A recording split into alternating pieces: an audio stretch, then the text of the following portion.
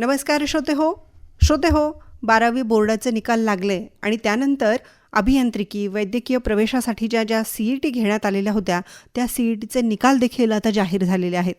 आता विद्यार्थी आणि पालकांसमोर असा प्रश्न निर्माण होतो की अभियांत्रिकी प्रवेश प्रक्रियासाठीची जी काही प्रोसेस आहे, जी काही प्रक्रिया आहे ती नेमकी काय आहे. आणि नेमकं हेच आपल्या सगळ्या श्रोत्यांपर्यंत पोहोचवण्यासाठी आकाशवाणी परभणी केंद्रावरून 12वी नंतरच्या अभियांत्रिकी प्रवेश प्रक्रियेची विस्तृत अशी माहिती आजच्या मुलाखतीमधून आम्ही तुमच्यासमोर पोहोचवणार आहोत. श्रोते हो, विद्यार्थी आणि पालक यांच्या मनामध्ये असंख्य प्रश्न या प्रवेश प्रक्रियेसंदर्भात आहेत. दरवर्षी महाराष्ट्रातील हजारो विद्यार्थी 12वी विज्ञान शाखा आणि MHT CET परीक्षा उत्तीर्ण होतात. अनेक विद्यार्थ्यांना चांगले गुण मिळतात, परंतु प्रवेश प्रक्रियेची संपूर्ण माहिती नसल्यामुळं काही विद्यार्थ्यांकडून अनेक चुकाही होतात आणि अपेक्षित महाविद्यालय किंवा ब्रँच मिळण्यास त्यांना अडचणी येतात. तेव्हा श्रोते हो, आजची ही मुलाखत अशा सगळ्या पालकांसाठी, विद्यार्थ्यांसाठी अत्यंत उपयुक्त आणि महत्त्वपूर्ण आहे. या प्रवेश प्रक्रियेचे विविध टप्पे याबद्दल आज आपण आपल्या मुलाखतीमधून जाणून घेणार आहोत. यासाठी आज आपण आपल्या स्टुडिओमध्ये आमंत्रित केलेला आहे SGGS अभियांत्रिकी महाविद्यालय प्रवेश प्रक्रिया समिती प्रमुख डॉक्टर किरण सानप यांना. सर, सर्वप्रथम आजच्या मुलाखतीमध्ये आपलं स्वागत आहे. धन्यवाद मॅडम. आजची ही मुलाखत अत्यंत उपयुक्त आणि महत्त्वपूर्ण अशी ठरणार आहे त्यांच्यासाठी जे हजारो विद्यार्थी, लाखो विद्यार्थी अभियांत्रिकीसाठी प्रवेशास पात्र झालेले आहेत. आणि आकाशवाणीवरून ही मुलाखत प्रसारित होते आहे. सर, असंख्य पालक, असंख्य श्रोते, विद्यार्थी मित्र आपल्याला ऐकत आहेत. तर सुरुवातीला आपण त्यांना सांगूयात की ही जी अभियांत्रिकीची प्रवेश प्रक्रिया आहे ही नेमकी कशी होणार आहे. थोडक्यामध्ये सुरुवातीला आपण काय सांगाल या प्रवेश प्रक्रियेबद्दल? यामध्ये मॅडम, जसं आपण म्हटलं की आपण ॲडमिशन प्रक्रिया सुरू होणार आहोत. यस, CETचा रिझल्ट लागलेला आहे दोन्ही अटेम्प्टचे आणि आता 1-4 दिवसात मोस्टली ही प्रवेश प्रक्रिया सुरू होईल. पण आपल्याला माहिती असणं गरजेचं आहे की आपण प्रवेशासाठी पात्र आहोत का. ठीक आहे, जर प्रवेशासाठी आपण पात्र आहोत तर आपला कॅन्डिडेचर टाईप, जेव्हा आपण फॉर्म भरत असतोय, आपल्या ॲडमिशन फॉर्म भरत असतोय, त्यामध्ये आपला कॅन्डिडेचर टाईप काय आहे, नंतर आपल्याला आपण कोणत्या रिझर्वेशन्समध्ये येतो किंवा रिझर्वेशनच्या काय काय सवलती गव्हर्नमेंटकडनं अवेलेबल आहे, या सर्व सवलतीबद्दल आपल्याला माहिती असणं गरजेचं आहे. तसंच प्रवेशासाठी आवश्यक असणारी महत्त्वाची कागदपत्रे काय आहे आणि ती आपल्याजवळ आहे का, आपण काढलेली आहे का, या सर्व गोष्टींची पण आपल्याला माहिती असणं गरजेचं आहे. तसेच ही जी इंजिनिअरिंग ॲडमिशन प्रोसेस आहे किंवा ॲडमिशन प्रक्रिया आहे यामध्ये कोणकोणते वेगवेगळे टप्पे आहे हे पण आपल्याला माहिती असणं गरजेचं आहे. आणि त्यासोबत केंद्रीभूत प्रवेश प्रक्रिया म्हणजेच कॅप राऊंड प्रोसेस, तर ही कॅप राऊंड प्रोसेस काय आहे किंवा ही कशी काम करते याबद्दल पण आपल्याला माहिती असणं गरजेचं आहे. आणि शेवटला आपण लास्टला शिष्यवृत्ती योजनेबद्दल पण आपण माहिती घेऊया. वा. वेगवेगळे हे टप्पे, जसं की प्रत्येक पालकांच्या मनामध्ये, विद्यार्थ्यांच्या मनामध्ये असतं की प्रवेश प्रक्रिया म्हणजे पहिलाच जर विद्यार्थी असेल आपल्या घरातला तर नेमकं काय करावं, कोणकोणते कागदपत्र गोळा करावेत, अगदी विस्तृत माहिती आपण वेगवेगळे पॉईंट्स सुरुवातीला मांडले आहेत. सर, तर पहिलाच प्रश्न असा विचारते की अभियांत्रिकी प्रवेश प्रक्रिया जी आहे या प्रवेश प्रक्रियेसाठी कोणते विद्यार्थी पात्र आहेत, आवश्यक असणारी पात्रता नेमकी काय आहे, काय सांगाल? हो मॅडम, धन्यवाद. जर यामध्ये आपण पहिलं बघितलं, विद्यार्थी मित्रांनो आणि पालक हो, आपले आता जसं मी बघितलं की बहुतांश श्रोते महाराष्ट्रातील असतील असं मी अंदाज घेऊन बोलूया. जर बघितलं आपण महाराष्ट्र राज्य उमेदवारांकरता पात्रतेच्या अटी जर आपण समजून घेतल्या गेल्या तर महाराष्ट्र राज्य उमेदवाराने म्हणजे स्टुडंट्सने, महाराष्ट्र राज्यातील स्टुडंट्सने विज्ञान शाखेमधून 12वी उत्तीर्ण झालं असणं गरजेचं आहे. बरं. तर त्यामध्ये फिजिक्स आणि मॅथमॅटिक्स हे विषय अनिवार्य असून केमिस्ट्री किंवा इतर मान्यताप्राप्त विषय असणे त्यासोबत आवश्यक आहे 12वीला. तर याशिवाय विद्यार्थ्याने जी PCMची जी CET आहे या CETमध्ये नॉन-झिरो स्कोअर मिळणं अपेक्षित आहे. म्हणजे जी CETचे त्याचे मार्क्स आहे याच्यामध्ये नॉन-झिरो स्कोअर असावा. म्हणजे बेसिकली आपण बघायला गेलं तर 1 मार्क्सपेक्षा जास्त मार्क्स असणं गरजेचं आहे. आणि इथे ओपन कॅटेगरीचा स्टुडंट्स असो किंवा रिझर्व्ह कॅटेगरीचा स्टुडंट्स असो, इथे सर्वच उमेदवारांकरता CETमध्ये नॉन-झिरो स्कोअर असणे बंधनकारक आहे. ही एक महत्त्वाची अट आहे. यासोबतच जर आपण बघितलं मॅडम, 12वीची परीक्षा जी असते स्टुडंटची, 12वीच्या परीक्षेमध्ये पण क्रायटेरिया आहे. जर तो आपण बघितला, ओपन कॅटेगरीच्या विद्यार्थ्यांकरता फिजिक्स, केमिस्ट्री आणि मॅथमॅटिक्स या विषयांमधील एकूण गुण किमान 45% इतके आवश्यक असणं गरजेचे आहे. म्हणजेच 300 पैकी आपण बघितलं म्हणजे किमान 135 गुण असणं गरजेचं आहे. बर आणि तसेच आपण रिझर्व्ह कॅटेगरी EWS ॲडमिशन घेऊ इच्छिणारे विद्यार्थी, तसेच दिव्यांग विद्यार्थी म्हणजेच पर्सन विथ डिसॅबिलिटी असे कॅन्डिडेट्स, अशा विद्यार्थ्यांकरता हे प्रमाण 40% आहे, म्हणजेच 40%. म्हणजेच 300 पैकी 120 गुण असणं गरजेचं आहे. बर बर अच्छा. तर इथे आणखीन एक गोष्ट आपण जर बघितली, सपोज जर PCM मध्ये विद्यार्थ्यांचे जर सपोज आवश्यक गुण पूर्ण होत नसतील, तर बऱ्याचशा विद्यार्थ्यांचे असं होऊ शकतं की कोणाकोणा स्टुडंटचे 120 गुण पूर्ण होत नाही कधी कधी, किंवा 135 गुण पूर्ण होऊ शकत नाही. तर इथं एक अत्यंत महत्वाचा मुद्दा आहे आणि तो बराच पालकांना याच्याबद्दल माहिती नसते. बर बर तर सपोज इथे आपण बघितलं, समजा एखाद्या विद्यार्थ्याचे फिजिक्स, मॅथमॅटिक्स आणि केमिस्ट्री या तिन्ही विषयामधील गुण ओपन कॅटेगरीसाठी सपोज 135 पर्यंत पोहोचत नाहीये. हां हां तर मग अशा परिस्थितीमध्ये एक ट्रिक आहे इथे. केमिस्ट्री ऐवजी कोणताही एक विषय जसा की बायोलॉजी, बायोटेक्नॉलॉजी किंवा टेक्निकल व्होकेशनल सब्जेक्ट असा विषय पात्रतेमध्ये विचारात घेतला जाऊ शकतो पात्रतेकरता. केमिस्ट्री ऐवजी म्हणजे फिजिक्स आणि मॅथमॅटिक्स हे अनिवार्य आहे, हे एक विषय गरजेचेच आहे. परंतु तिसरा विषय जो आहे केमिस्ट्री ऐवजी, तो तिथे आपण विद्यार्थ्याच्या फायद्याचा जो असेल, ज्याचे मार्क्स जास्त आहे, केमिस्ट्री ऐवजी बायोलॉजी किंवा बायोटेक्नॉलॉजी किंवा technical vocational course, any technical vocational course, यापैकी एक कोर्स आपण ही टोटल करताना घेऊ शकतोय.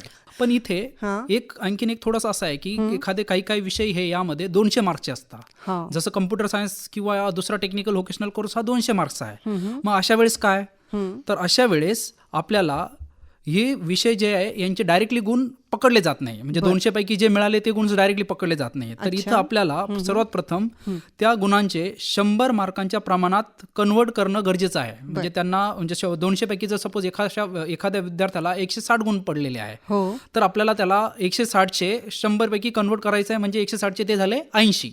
आणि मग आपल्याला फिजिक्सचे जे आलेले मार्क्स आहे, मॅथमॅटिक्सचे जे मार्क्स आहे आणि हे 80 मार्क्स हे आपल्याला याची जोडायचे आहे आणि याची टोटल आपल्याला करायची आहे. बर अच्छा वा. आणि इथे मी एक गोष्ट आणखीन सांगू इच्छितो, इंजिनिअरिंग ऍडमिशनसाठी CET स्कोअर जितका महत्वाचा आहे मॅडम, तितकीच 12वीची पात्रता देखील महत्वाची आहे. बर वयाची काही अट आहे का सर याच्यासाठी? वयाची अट तर मला त्याबद्दल सांगता येणार नाही मॅडम क्लिअरली. ठीक आहे सर. ॲप्लिकेशन फॉर्म भरत असताना कॅन्डिडेचर टाईप म्हणून हा एक ऑप्शन येतो, बरोबर? तर कॅन्डिडेचर टाईप नेमकं काय आहे आणि तो कशा पद्धतीने निवडावा या संदर्भात काय मार्गदर्शन कराल सर आपण? Yes madam. कॅन्डिडेचर तुम्ही जसं म्हणत आहात बरोबर. आपले जेव्हा स्टुडंट्स ॲप्लिकेशन फॉर्म भरत असतात इंजिनिअरिंग ॲडमिशन करता, त्यावेळेस कॅन्डिडेचर टाईप हा एक ऑप्शन असतोय. हा कॅन्डिडेचर टाईप म्हणजे बेसिकली ॲडमिशन्स करता महाराष्ट्राशी त्या विद्यार्थ्याचा काय संबंध आहे. म्हणजे त्याचा बेसिकली आता सपोज मी इथला महाराष्ट्रातला विद्यार्थी असेल, तर मी इंजिनिअरिंगला ऍडमिशन घेत असेल तर माझा नेमका कोणत्या प्रकाराचा संबंध येतो ऍडमिशन करता, तर ते आहे. बेसिकली इथं जर आपण बघितलं अभियांत्रिकी प्रवेश प्रक्रियेमध्ये हा कॅन्डिडेचर टाईप हा अतिशय महत्वाचा मुद्दा आहे. कारण की इथे बऱ्याच विद्यार्थ्यांची पात्रता वगैरे सर्व असते. पात्रता असून सुद्धा चुकीचा कॅन्डिडेचर टाईप कधी कधी निवडल्यामुळे त्यांना विविध सवलती आणि आरक्षणाचा लाभ मिळत नाही.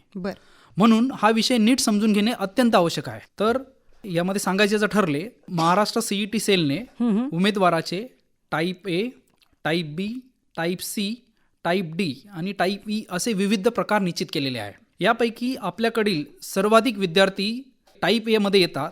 म्हणून आपण मोस्टली आज ह्या टाईप A ह्या कॅन्डिडेचर टाईपवरती बोलूया. टाईप A कॅन्डिडेट्समध्ये जर आपण बघितलं, यामध्ये कोण येतं, 10वीची आणि 12वीची एक्झाम ही महाराष्ट्र राज्यातून उत्तीर्ण केलेली असावी आणि तसेच त्या कॅन्डिडेटकडे किंवा स्टुडंट्सकडे महाराष्ट्राचे डोमिसाईल असावे. अशा विद्यार्थ्यांना आपण टाईप A कॅन्डिडेट असे म्हणू शकतो. तर यासोबतच मॅडम आणखीन जर आपण बघितलं, आपल्याकडील काही श्रोते मायनॉरिटी विद्यार्थी, मायनॉरिटी पालक पण असू शकतील. त्यामुळे या विषयावर पण थोडंसं बोलणं गरजेचं आहे. जसं आपल्याकडील काही संस्थांमध्ये किंवा कॉलेजेसमध्ये लिंग्विस्टिक मायनॉरिटी आणि रिलिजियस मायनॉरिटी घोषित केलेल्या आहे काही संस्था. तर या ज्या संस्था आहे या संस्थांमध्ये मायनॉरिटी विद्यार्थ्यांकरता काही जागा राखीव असतात. अशा विद्यार्थ्यांना इथे प्रवेश प्रक्रियेत विशेष फायदा होऊ शकतो. म्हणून अशा विद्यार्थ्यांनी काय करू शकतो, जशी जी यामध्ये हिंदी लिंग्विस्टिक मायनॉरिटी येते, नंतर गुजराती लिंग्विस्टिक मायनॉरिटी येते, म्हणजे लँग्वेज बेस्ड मायनॉरिटी झाल्या बेसिकली. आणि यासोबतच दुसऱ्या ज्या मायनॉरिटी आहे दोज आर रिलिजियस बेस, म्हणजे रिलिजन बेस. तर यामध्ये मुस्लिम मायनॉरिटी, ख्रिश्चन, जैन, पारसी आणि सिख मायनॉरिटी, अशा वेगवेगळ्या मायनॉरिटी आहे. तर अशी हे जे मायनॉरिटी विद्यार्थी आहे, अशा विद्यार्थ्यांकरता काही संस्थांमध्ये जागा राखीव असतात, मायनॉरिटी संस्थांमध्ये. त्यामुळे अशा विद्यार्थ्यांना प्रवेश प्रक्रियेत फायदा होऊ शकतो. आणि अशा विद्यार्थ्यांनी राज्यातील सर्व मायनॉरिटी कॉलेजची लिस्ट आधीच तयार करून ठेवावी आणि प्रवेश प्रक्रिया दरम्यान त्या महाविद्यालयांच्या पर्यायांचा विचार करावा. म्हणून मायनॉरिटी विद्यार्थ्यांना संबंधित मायनॉरिटी क्लेमसाठी आणि पर्यायाचा विचार करावा. सो जेणेकरून त्यांना ऍडमिशन करता तेथे फायदा होऊ शकतो. महत्त्वाचा हा ऑप्शन आहे सर, कारण ॲप्लिकेशन फॉर्म भरताना बरेचसे विद्यार्थी इथं गोंधळ करतात. अतिशय विस्तृत आणि महत्त्वपूर्ण उपयुक्त अशी माहिती आपण या कॅन्डिडेचर टाईप ऑप्शनबद्दल आपण विद्यार्थ्यांना समजून सांगितलीत. आता आपण आरक्षण आणि ज्या प्रवेश सवलती आहेत त्याकडे येऊयात. अभियांत्रिकी प्रवेश प्रक्रिया करताना आरक्षण आणि विविध प्रवेश सवलती आहेत, तर त्या नेमक्या कोणकोणत्या आहेत याबद्दल आपण विस्तृत माहिती आपल्या विद्यार्थ्यांना आणि पालकांना द्यावी. काय सांगाल याबद्दल? हो मॅडम, यामध्ये जर आपण बघितलं, महाराष्ट्र राज्य शासनाने आपल्याकडील जी विविध प्रवर्ग आहे, वेगवेगळे कास्ट कॅटेगरीज आहे, यांच्याकरता महाराष्ट्र शासनाने आरक्षणाची तरतूद केलेली आहे. जसं की बघितलं आपण तर SC कॅटेगरी करता 13% रिझर्वेशन आहे, ST कॅटेगरी करता 7% आहे, OBC कॅटेगरी करता 19% आहे म्हणजे 19, VJDT करता 3% रिझर्वेशन आहे, NTB करता 2.5% रिझर्वेशन आहे, NTC कॅटेगरी करता 3.5% आहे, NTD करता 2% रिझर्वेशन आहे आणि SCBC कॅटेगरी करता 10% रिझर्वेशन आहे. जर असं आपण जर बघितलं, एकूण 60% रिझर्वेशन हे विविध आरक्षण प्रवर्गासाठी राखीव आहे. तर त्या राखीव प्रवर्गातील विद्यार्थ्यांनी येथे संबंधित कागदपत्रे जर वेळेवर सादर केल्यास त्यांना डेफिनेटली आरक्षणाचा लाभ मिळू शकतोय. तर इथे रिझर्वेशनमध्ये आपणास कोणती महत्वाची कागदपत्रे लागणार आहे रिझर्वेशन घेण्याकरता, त्यावरती आपण पुढे कागदपत्रांच्या सेक्शनमध्ये बोलूयाच. तर इथे आपण रिझर्वेशन बघितले आपण मेन. तर आता दुसरे इथे जी वेगळी सवलत आहे इथे ती म्हणजे डिफेन्स रिझर्वेशन. म्हणजे जे देश सेवेसाठी कार्य करणारे जे सैनिक आहे त्यांच्या मुलांसाठी पण विशेष आरक्षण उपलब्ध आहे. याबद्दल बऱ्याचशा नागरिकांना माहिती नसतं. तर यामध्ये जर आपण प्रामुख्याने बघितलं तर इथे 3 वेगवेगळ्या प्रकारचे रिझर्वेशन दिलेले आहे. एक म्हणजे डिफेन्स 1, डिफेन्स 2 आणि डिफेन्स 3. तर यामध्ये आपण डिफेन्स 1 ही जी कॅटेगरी आहे या डिफेन्स रिझर्वेशन मध्ये, इथे जर आपण बघितलं डिफेन्स 1 मध्ये जे शहीद सैनिक आहे किंवा माजी सैनिक आहे, म्हणजे बेसिकली एक्स सर्व्हिसमन, यांच्या पाल्यांसाठी हा कॅटेगरी आहे किंवा हा टाईप आहे. तर डिफेन्स 2 मध्ये जर आपण बघितलं, इथे जे सध्या सेवेत असलेले संरक्षण दलातील जे जवान आहे यांच्या पाल्यांसाठी डिफेन्स 2 हा टाईप आहे. आणि डिफेन्स 3 मध्ये संरक्षण सेवेत बदलीमुळे महाराष्ट्रात दाखल झालेले आहे अशा जवानांच्या पाल्यांसाठी हा डिफेन्स 3 हा क्रायटेरिया आहे. तर इथे जर आपण बघितलं डिफेन्स 1, डिफेन्स 2 आणि डिफेन्स 3, येथे टोटल 5% रिझर्वेशन्स या कॅन्डिडेट करता अवेलेबल असते इंजिनिअरिंग ऍडमिशन करता. अच्छा, इथे आणखीन एक महत्वाचा मुद्दा जर मी सांगायचा ठरला तर हा डिफेन्स रिझर्वेशनचा लाभ हा फक्त भारतीय सैन्य दल म्हणजेच बेसिकली आर्मी, नेव्ही आणि एअरफोर्स यामध्ये कार्यरत किंवा माजी सैनिक म्हणजेच एक्स सर्व्हिसमन यांच्या पाल्यांनाच लागू होतो. आणि तसेच इतर सुरक्षा दलातील कर्मचाऱ्यांना शासनाच्या प्रचलित नियमानुसार या डिफेन्स रिझर्वेशनचा लाभ मिळत नाही. तर इथे basically this scheme is basically for army, navy and air force, जी सैनिक यामध्ये काम करत आहे यांच्याकरताच हे डिफेन्सचं रिझर्वेशन लागू होतं. तर यासोबतच तर इथे EWS म्हणून पण एक आरक्षण आहे. अभियांत्रिकी प्रवेश प्रक्रियेमध्ये जे आर्थिक दुर्बल घटक आहे असे विद्यार्थी जे आहे, इकॉनॉमिकली विकर सेक्शन बेसिकली, अशा स्टुडंट्स करता आरक्षणाची विशेष तरतूद करण्यात आली आहे. या योजनेअंतर्गत प्रत्येक अभियांत्रिकी शाखेमध्ये मंजूर प्रवेश क्षमतेच्या अतिरिक्त 10% जागा रिझर्व्ह असतात EWS करता. इतर आरक्षण प्रवर्गातील किंवा सर्वसाधारण विद्यार्थ्यांच्या जागांमध्ये कोणतीही कपात होत नाही. ठीक आहे. सोबत आणखीन एक स्कीम आहे ती म्हणजे TFWS. आता TFWS काय आहे बेसिकली, हे ट्युशन फी वेवर स्कीम आहे. आता ही ट्युशन फी वेवर स्कीम काय आहे बेसिकली, तर ही म्हणजे एक मेरिटोरियस स्टुडंट जे आहे, जे चांगले गुणांनी पास झालेले आहे अशा स्टुडंट्स करता बेसिकली एक स्कॉलरशिप स्कीम आहे. तर इथे आपण जर बघायचे ठरले, अनेक गुणवंत विद्यार्थी आर्थिक अडचणीमुळे उच्च शिक्षण घेण्यात संकोच करत असतात. तर अशा विद्यार्थ्यांकरता शासनाने TFWS म्हणजेच ट्युशन फी वेवर स्कीम ही अत्यंत उपयुक्त योजना उपलब्ध करून दिलेली आहे. आणि या योजनेअंतर्गत प्रत्येक अभियांत्रिकी शाखेमध्ये मंजूर प्रवेश क्षमतेच्या अतिरिक्त 5% जागा परत उपलब्ध असतात. बरं. आणि यासोबतच आणखीन महत्त्वाचं एक सवलत आहे, ती दिव्यांग विद्यार्थ्यांसाठी आहे. अच्छा. दिव्यांग विद्यार्थी म्हणजे जे आपण म्हणतो PWD स्टुडंट्स, अशा विद्यार्थ्यांकरता पण अभियांत्रिकी प्रवेश प्रक्रियेमध्ये 5% आरक्षण उपलब्ध आहे. आणि हे आरक्षण संबंधित प्रवर्गामध्ये म्हणजे जी त्यांची कास्ट कॅटेगरी आहे हो. त्याच प्रवर्गातून त्या कास्ट कॅटेगरीच्या विद्यार्थ्यांना दिले जाते. परंतु आता प्रश्न पडतो की या सगळ्या सवलती अभियांत्रिकी प्रवेशासाठी पात्र असणाऱ्या विद्यार्थ्यांना जर मिळवायच्या असतील तर साहजिकच त्यासाठी महत्वाची कागदपत्र दाखल करणं खूप आवश्यक असतं. तर असे कोणकोणते महत्वाचे कागदपत्र आहेत की जे विद्यार्थ्यांनी त्याचे बंच आपल्यासोबत ठेवावेत, याबद्दल काय सांगाल? हे कोणकोणते कागदपत्र आहेत? विद्यार्थी मित्रांनो आणि पालको, आपल्याला इथं सांगू इच्छितो, आतापर्यंत आपण प्रवेश प्रक्रियेच्या विविध टप्प्यांची माहिती घेतली. तर आता आपण एक अत्यंत महत्वाच्या विषयाकडे वळूया. जसं मॅडमने म्हटलं, तो म्हणजे अनेक विद्यार्थ्यांच्या प्रवेशामध्ये हा मुद्दा निर्णायक ठरतो आणि तो म्हणजे आवश्यक कागदपत्रे. अनेक वेळा असे होते की विद्यार्थ्यांना चांगला CET पर्सेंटाईल पण मिळतो, चांगली मेरिट मिळते, मेरिट रँक मिळते, पण एखादे डॉक्युमेंट वेळेवरती उपलब्ध नाही झाल्यामुळे त्याला रिझर्वेशन किंवा इतर बेनिफिट्सचा लाभ घेता येत नाही. म्हणूनच मी इथं सर्व विद्यार्थ्यांना सांगू इच्छितो, marks are important but documents are also equally important. तर आता आपण प्रवेश प्रक्रियेसाठी लागणारी काही महत्वाची कागदपत्रे समजून घेऊया. यामध्ये पहिली 5 कागदपत्र जे मी सांगत आहे ही प्रत्येक विद्यार्थ्याकडे असणे गरजेचे आहे. तर तिची कास्ट किंवा कॅटेगरी कोणती असो, किंवा तो महाराष्ट्राचा असो किंवा महाराष्ट्राबाहेरचा कॅन्डिडेट असो, प्रत्येक विद्यार्थ्याकडे ही 5 कागदपत्रे, पहिली 5 कागदपत्र कंपल्सरी असणं गरजेचं आहे. कंपल्सरी आहे. तर यामध्ये पहिलं कागदपत्र म्हणजे त्याची 10वीची मार्कशीट हो, दुसरी म्हणजे 12वीची मार्कशीट होय, तिसरं म्हणजे MHCET किंवा JEEचं त्याचं स्कोअर कार्ड होय, जे की त्यांनी ही एक्झाम आता 2026ला दिलेली असावी. इथे आणखीन एक गोष्ट मी नमूद करू इच्छितो, MHCET आता ह्यावेळेस आपण 2 एक्झाम घेतल्या गेलेल्या का महाराष्ट्र शासनाने. तर यामध्ये 2 जरी एक्झाम घेतलेल्या आहे, पण यामध्ये जी मॅक्सिमम मार्क्स आहे स्टुडंटचे, दोन्हीपैकी जे जास्त मार्क्स मिळाले आहे स्टुडंट्सला, ते मार्क्स घेतले जाणार आहे पुढे इंजिनिअरिंगच्या प्रवेश प्रक्रिया करतात. म्हणजे ते स्कोअर कार्ड सोबत ठेवणं आवश्यक आहे. तर SSC मार्कशीट 10वीची, 12वीची मार्कशीट, MHCET किंवा JEEचं मेन स्कोअर कार्ड, तिसरं झालं. तर चौथं म्हणजे त्याचं स्कूल किंवा कॉलेज लिव्हिंग सर्टिफिकेट, म्हणजे ज्यांनी जी 12वी आता दिलेली 12वीचं लिव्हिंग सर्टिफिकेट, आणि नेक्स्ट म्हणजे इंडियन नॅशनॅलिटी प्रूफ म्हणजे नॅशनॅलिटी सर्टिफिकेट. ओके. तर ही 5 कागदपत्र खूप महत्वाची आहे. बऱ्याच पालकांना असं वाटतं की नॅशनॅलिटी करता आधार कार्ड चालते, पण आधार कार्ड चालत नाही नॅशनॅलिटी करता. तर Aadhaar card is not valid for this. तर त्याच्याऐवजी जर सपोज आपल्याकडे नॅशनॅलिटी काढलेलंच नसेल अगदी, तर लास्ट मोमेंटला आपण पासपोर्ट किंवा बर्थ सर्टिफिकेट वरती पण नॅशनॅलिटी मेन्शन केलेली असते, नागरिकत्व.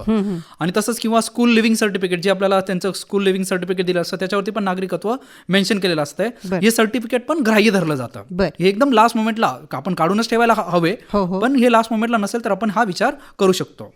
तर मी इथे विद्यार्थ्यांना आणखीन एक सांगू इच्छितो, ऍडमिशन प्रोसेस आता सुरू होतच आहे. सुरू होण्यापूर्वी तर आपण काय करायला पाहिजे, जे आपल्याकडे जे ओरिजिनल डॉक्युमेंट्स आहे, ओरिजिनल डॉक्युमेंट म्हणत आहे मी इथं, झेरॉक्स नाही, तर सर्व ओरिजिनल डॉक्युमेंटची स्कॅन कॉपी तयार करून ठेवावी त्यांनी आधीच.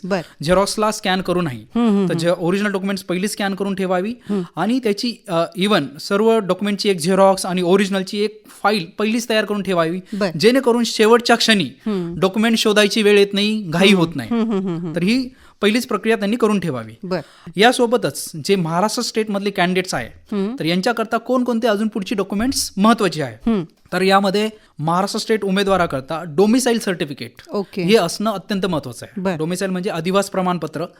तर यामध्ये जर आपण बघितलं, अनेक रिझर्वेशन्स जसे की TFWS, EWS, डिफेन्सचे बेनिफिट्स आपण जे आता थोड्यापूर्वी बघितले, किंवा महाराष्ट्र स्टेट कॅन्डिडेचर, हे सर्व महाराष्ट्र स्टेट कॅन्डिडेचर वरती अवलंबून असतात. त्यामुळे कॅन्डिडेटकडे हे सर्टिफिकेट, डोमिसाईल सर्टिफिकेट असणं खूप गरजेचं आहे. जर विद्यार्थ्याने अद्याप अधिवास प्रमाणपत्र जर काढलेलं नसेल, तर अशा परिस्थितीमध्ये जन्म दाखला म्हणजेच बर्थ सर्टिफिकेट किंवा शाळा सोडल्याचा दाखला, त्याच्यावरती त्याचं गाव वगैरे मेन्शन केलेलं असतं किंवा त्याचा तालुका वगैरे मेन्शन केलेला असतो, कुठे जन्म झाला आहे असा. तर याचा पण आपण लास्ट मोमेंटला उपयोग करून घेऊ शकतो. तर पण अशा कागदपत्रावर विद्यार्थ्याचा जन्म महाराष्ट्र राज्यात झाला आहे असे स्पष्ट असणं गरजेचं आहे. तर ही झाली कागदपत्र जे की महाराष्ट्र स्टेट कॅन्डिडेट करता गरजेची आहे. तर या व्यतिरिक्त आपण जर बघितलं जे आपल्याकडे कास्ट कॅटेगरी आहे वेगवेगळ्या, हो. जसं आपण पहिलं बघूया SC आणि ST कॅटेगरी. आता SC आणि ST कॅटेगरी करता तर सर्वात पहिलं महत्वाचं म्हणजे कास्ट सर्टिफिकेट आणि दुसरं म्हणजे कास्ट व्हॅलिडिटी सर्टिफिकेट, बर. कास्ट किंवा ट्राईब व्हॅलिडिटी सर्टिफिकेट. बर. तर इथं मी विशेषतः सांगू इच्छितो, अनेक विद्यार्थी असे म्हणतात की व्हॅलिडिटी अजून प्रोसेसमध्ये आहे, म्हणजे त्यांनी व्हॅलिडिटी काढायला टाकलेली आहे, पण प्रवेश प्रक्रियेमध्ये व्हॅलिडिटी सर्टिफिकेट वेळेत जर उपलब्ध झालं नाही लास्ट मोमेंटला, लास्ट याच्यापर्यंत, तर बऱ्याच विद्यार्थ्यांना पुढे प्रॉब्लेम्स येत असतात. बर. तर म्हणून हे सर्व डॉक्युमेंट्स पहिले काढून ठेवणं खूप गरजेचं आहे. बर. बर. आता आपण SC STचं बघितलं, हे 2 डॉक्युमेंट महत्वाची आहे, जसं कास्ट सर्टिफिकेट आणि कास्ट व्हॅलिडिटी. आता यासोबत जर आपण बघितलंय पुढची जी कास्ट कॅटेगरी आहे आपल्याकडे, OBC, VJ, NT मध्ये जे काही टाइप्स आहे, NT 1, 2, 3, 4 आणि SBC कॅन्डिडेट आणि ACBC कॅन्डिडेट्स करता caste certificate, caste validity certificate आणि आणखीन महत्वाचं येतं म्हणजे नॉन क्रिमिलियर सर्टिफिकेट. बर. हे सर्व डॉक्युमेंट्स या सर्व कास्ट करता महत्वाचे आहे. हे जे नॉन क्रिमिलियर सर्टिफिकेट आहे, हे नॉन क्रिमिलियर सर्टिफिकेटची जी व्हॅलिडिटी आहे ती 31 मार्च 2027 पर्यंत असणं गरजेचं आहे मिनिमम. बर. ते जर सपोज ह्या वर्षी काढलं असेल तर 3 वर्ष त्याची व्हॅलिडिटी असते नॉर्मली. हो. हो. नाहीतर काय होतं, पहिलं 2 वर्ष काढलेलं असेल तर त्याची व्हॅलिडिटी पहिलीच संपलेली असते कधी कधी. बरोबर. आणि बरेच वेळेस विद्यार्थी ऍडमिशन प्रक्रियेत येतात आमच्याकडे व्हेरिफिकेशनला, ते त्याच्याकडे लक्षच देत नाही आणि त्याची व्हॅलिडिटी संपलेली असते. मग लास्ट मोमेंटला परत इथून गोंधळ सुरू होतो. तर विद्यार्थ्यांनी आणि किंवा पालकांनी आपल्याकडे जे नॉन क्रिमिलियर आहे त्याची लास्ट डेट काय आहे व्हॅलिडिटीची, ती एक वेळेस चेक करून घेणं गरजेचं आहे. अत्यंत महत्वाचा आहे हा पॉइंट, नाही का? Yes madam. म्हणजे अनेक वेळेस आपण जसं बघतो विद्यार्थ्यांकडे जुनी किंवा कालबाह्य प्रमाणपत्रे असतात आणि त्यांना असे वाटतं की प्रवेश प्रक्रियेत चालतील, परंतु प्रत्यक्षात तसे होत नाही. बर. आणि काही काही वेळेस तर असं होतं मॅडम, घाई गडबडीमध्ये स्वतःच्या ऐवजी ते आपल्या चुकून भावाचा किंवा बहिणीची पण कागदपत्रे तिथं ऑनलाईन त्यांनी अपलोड केलेली असतात किंवा ते व्हेरिफिकेशनला घेऊन आलेली असतात. म्हणून प्रत्येक विद्यार्थ्याने आपली सर्व कागदपत्रे जेव्हा आपण ऑनलाईन फॉर्म भरताना अपलोड करणार आहोत किंवा व्हेरिफिकेशनला घेऊन जाणार आहोत, त्यावेळेस ती कागदपत्रे व्यवस्थित तपासून घ्यावी, जेणेकरून त्यांना कोणत्याही सवलतीपासून वंचित राहावे लागणार नाही. बर. बर. अच्छा. तर कास्ट व्हॅलिडिटी सर्टिफिकेट किंवा नॉन क्रिमिलियर सर्टिफिकेट बऱ्याच विद्यार्थ्यांनी किंवा पालकांनी अर्ज केलेला असतोय तहसील कार्यालयामध्ये त्याला काढण्याकरता, आणि ते सपोज आतापर्यंत आलेलं नाहीये किंवा अजून थोडंसं 1 महिना वगैरे अजून 15-20 दिवस पण आलेलं नाहीये. मग अशा वेळेस पण त्यांना घाबरायची गरज नाहीये. तर अशा वेळेस पण CET सेलनं काय केलेलं आहे, अशा जी तिथे आपल्याला पावती मिळते, म्हणजे आपण कास्ट व्हॅलिडिटी काढायला टाकली किंवा नॉन क्रिमिलियर काढायला टाकलं तर आपल्याला एक रिसिप्ट दिली जाते तिथून. तर CET सेलनी अशा पावत्यांचा पण काही कालावधी करता त्याचा तात्पुरता स्वीकार करते CET सेल.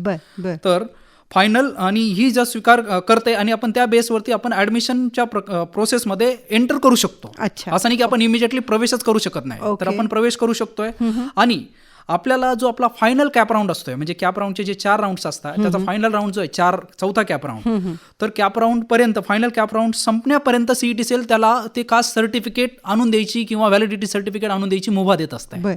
तर म्हणजे प्रवेश त्यांनी घेतला या रिसिप्टच्या बेसवरती, पण तो त्याची जी हे जे आहे सर्टिफिकेट कास्ट व्हॅलिडिटी किंवा व्हॅलिडिटी सर्टिफिकेट, तर तो फायनल कॅप राऊंड पर्यंत आणून देऊ शकतोय.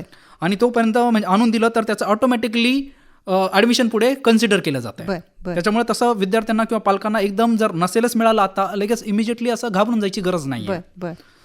वा, खूपच उपयुक्त आणि महत्त्वपूर्ण, अगदी छोट्या छोट्या गोष्टी असतात सर, ज्याच्यामुळे ॲडमिशन प्रोसेसमध्ये बऱ्याचदा पालक आणि विद्यार्थी गोंधळून जातात, घाबरून जातात आणि पुढे काय करावं हे माहिती नसतं. तर अशा वेळी ऐनवेळी काय करावं हे अगदी छान पद्धतीने आपण सोप्या भाषेत समजून सांगत आहात.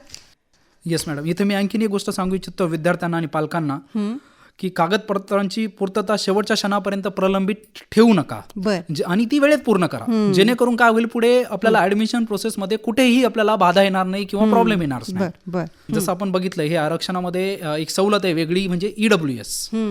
तर या EWS आरक्षणाचा लाभ घेण्यासाठी त्यांच्याकडे त्याचे जे EWS चे सर्टिफिकेट जे आहे हे महाराष्ट्र शासनाच्या निर्धारित नमुन्यामध्ये काढलेले असावे. आता तो निर्धारित नमुना म्हणजे काय, तर तो जर म्हटलं आपण तर प्रोफॉर्मा V असा एक हे आहे प्रोफॉर्मा, जो महाराष्ट्र शासनाने ठरवून दिलेला आहे आणि बर, त्या परफॉर्मा व्ही ह्या फॉर्मॅटमध्येच हे सर्टिफिकेट काढलेले असावे. बर बर अन्यथा काय होतं, बऱ्याच वेळेस हे ईडब्ल्यूएस सर्टिफिकेट दोन प्रकारचे आहेत, एक स्टेट करता, दुसरे तर सेंट्रल गव्हर्नमेंट करता. अच्छा बऱ्याचशा कॅन्डिडेट्सनी सेंट्रल गव्हर्नमेंटचे काढलेले असते ओके आणि ते लास्ट मोमेंटला मग व्हेरिफिकेशनला आणलेलं असतं, त्यावेळेस परत वेळ नसतो आपल्याजवळ, हो मग तिथे गडबड होते. तर त्यावेळेसच पहिलंच पालकांनी किंवा विद्यार्थ्यांनी चेक करावे की हे सर्टिफिकेट बरोबर स्टेट गव्हर्नमेंटच्या फॉर्मॅटमध्ये आहे का, म्हणजेच परफॉर्मा व्ही ह्या फॉर्मॅटमध्ये आहे का. बर आणि हे सर्टिफिकेट शैक्षणिक वर्ष 2026-27 यासाठीच व्हॅलिड असणं गरजेचं आहे. बर जर ईडब्ल्यूएस सर्टिफिकेट नसेल तर विद्यार्थ्याला, भले तो इकॉनॉमिकली विकर असेल, पण जर हे सर्टिफिकेट नसेल तर ह्या आरक्षणाचा लाभ घेता येत नाही. बरं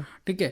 आणि ईडब्ल्यूएस सर्टिफिकेट हे म्हणजे आणि ह्या सेक्शनमधून जे ॲडमिशन ज्याला घ्यायचे आहे ते बेसिकली ज्यांच्याकडे कोणत्याही प्रकारचे आरक्षण नसावे, म्हणजे बेसिकली आपण बघितलं SC ST किंवा बाकीचे कास्ट कॅटेगरी जे आहे, ज्यांच्याकडे वेगवेगळ्या कास्टचे बेनिफिट आहे, त्यांना याच्यातून ॲडमिशन घेता येत नाही. बर तर हे बेसिकली ओपन कॅटेगरीचे जे स्टुडंट्स आहे किंवा मायनॉरिटी कॅटचे जे स्टुडंट्स हा. आहे, यांच्याकरता हे शासनाने बेसिकली हे ईडब्ल्यूएस आरक्षण ठेवलेलं आहे. बर बर स्कीम आहे आरक्षणाची, ती म्हणजे आपण जर बघितलं तर TFWS, बर दॅट इज ट्युशन फी वेवर स्कीम. हम्म. आता ही ट्युशन फी वेवर स्कीम, तर या योजनेचा लाभ घेण्यासाठी विद्यार्थ्याकडे महाराष्ट्रात राज्यातील तहसीलदार कार्यालयाने जारी केलेले उत्पन्न सर्टिफिकेट म्हणजेच इन्कम सर्टिफिकेट असणं गरजेचं आहे. बर आणि हे इन्कम सर्टिफिकेट जे आहे हे आर्थिक वर्ष 2025-26चे असावे. बर आणि त्यामध्ये विद्यार्थ्यांचे पालकांचे सर्व स्रोता मिळून मिळणारे जे वार्षिक उत्पन्न आहे ते 8 लाख किंवा त्यापेक्षा कमी असणे गरजेचे आहे आणि तसेच त्या सर्टिफिकेटवरती नमूद केलेले असावे. बर बर आणि इथे आणखीन एक गोष्ट महत्वाची आहे की हे जे व्हॅलिड सर्टिफिकेट जर नसेल, इन्कम सर्टिफिकेट, तर त्या विद्यार्थ्याला TFWS स्कीमचा लाभ घेता येत नाही. बर बर आता नेक्स्ट जे सवलत आहे महत्वाची ती म्हणजे डिफेन्स. तर डिफेन्समध्ये आपण जसं बघितलं वेगवेगळे टाईप्स आहे, डिफेन्स 1, 2, 3. हो तर आपण हे डिफेन्स 1, 2 जे आहे बेसिकली हे महाराष्ट्र स्टेट मधले जे सैनिक आहे यांच्या पाल्यांकरता आहे. बर तर इथे जसं आपण बघितलं तर इथे कोणकोणते त्यांच्याकडे डॉक्युमेंट्स असणं गरजेचे आहे. बर तर सर्वात पहिलं ह्या विद्यार्थ्यांकडे महाराष्ट्राचे डोमिसाईल सर्टिफिकेट असणं गरजेचं आहे. बर आणि त्यासोबत जे काही डिफेन्स कॅटेगरीमधले परफॉर्मा आहे, परफॉर्मा CDE, हे वेगवेगळे परफॉर्मन्समध्ये सर्टिफिकेट असणे गरजेचे आहे. बर आणि जर आपल्याकडे हे परफॉर्मा नसतील तर मग ह्या आरक्षणापासून कधी कधी आपल्याला वंचित पण राहावं लागते. बर बर तर पहिलंच कॅन्डिडेट्सनी हे सर्टिफिकेट काढून घेतलेलं आवश्यक आहे. छान आरक्षणाचा मुद्दा येतो तो असतो म्हणजे PWD कॅन्डिडेट्स करता, हो, म्हणजे दिव्यांग कॅन्डिडेट्स करता. बरोबर आहे. हो आणि या आरक्षणाचा लाभ घेण्यासाठी विद्यार्थ्याकडे जिल्हा शासकीय रुग्णालय किंवा सक्षम वैद्यकीय प्राधिकरणाने विहित नमुन्यात दिलेले PWD सर्टिफिकेट असणे आवश्यक आहे. बर हे सर्टिफिकेट असणे गरजेचे आहे आणि त्यावरती जी बेंचमार्क डिसॅबिलिटी आहे ती किमान 40% असणं गरजेचं आहे. बर आणि तसेच त्यावरती जे विद्यार्थ्याचे दिव्यांगत्व स्वरूप आहे हे परमनंट डिसेबिलिटी आहे असे त्यावरती नमूद केलेले असणं गरजेचं आहे. बर नाही तर कधी कधी काय होतंय, ही डिसेबिलिटी जी आहे 40%च्या कमी असते कधी कधी, अच्छा आणि कधी हे परमनंट ऐवजी टेम्पररी लिहिलेलं असतं. तर अशा वेळेस हे सर्टिफिकेट ग्राह्य धरलं जात नाही. बर तर स्टुडंट्सनी किंवा पालकांनी या गोष्टींची नोंद घ्यावी चांगली, जेणेकरून ह्या आरक्षणाचा लाभ घेता येईल. बर बर तर असे हे वेगवेगळ्या प्रकारचे आरक्षण आणि सवलती आपण बघितल्या. वा खूपच छान. सानप सर, आज मुलाखतीच्या पहिल्या टप्प्यामध्ये आपण बरेचसे पॉईंट्स कव्हर केलेले आहेत आणि मला वाटतं की बऱ्याच विद्यार्थ्यांना आणि पालकांना या सगळ्या प्रश्नांची उत्तरं आता मिळालेली आहेत, कारण सोप्या भाषेमध्ये आपण खूप छान पद्धतीने त्यांना समजून सांगितलेलं आहे. तर मला वाटतं आज मुलाखतीच्या पहिल्या टप्प्यामध्ये आपण इथेच थांबूयात. आता उद्या दुसऱ्या टप्प्यामध्ये काही महत्त्वाचे पॉईंट्स आपण घेणार आहोत. तर आज आपण वेळात वेळ काढून आकाशवाणीच्या स्टुडिओमध्ये आलात आणि अभियांत्रिकी प्रवेश प्रक्रियेसंदर्भात महत्त्वपूर्ण असे काही मुद्दे आजच्या मुलाखतीच्या पहिल्या टप्प्यामध्ये आपण मांडलेत. त्याबद्दल आकाशवाणी परिवाराच्या वतीनं आम्ही आपले आभारी आहोत. ओके मॅडम, खूप खूप धन्यवाद, आपले आभार.